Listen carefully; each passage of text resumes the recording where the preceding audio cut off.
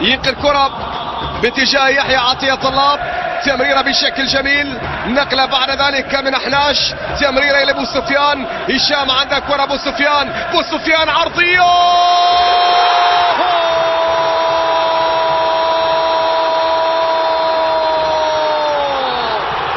فعلها الوداد وسجل أول أهدافه ووجد الحل ليفتح الدفاتر القديمة.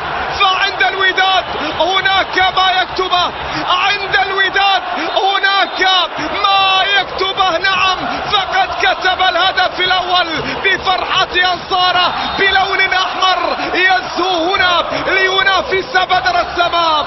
الوداد يسجل الهدف الأول ويمنح التقدم بكرة وصلت بشكل ولا أروع. البداية كانت في عرضية لكنها دخلت في الشباك، في شباك معز بن شريفية ليسجل الوداد الهدف الأول بهذا الشكل. هنا بدأت أبو سفيان والعرضية وصلت لتستقر، بل واصلت طريقها لتستقر في شباك بن شريفية، ويعلن الوداد أول أهدافه عن طريق هشام بن سفيان.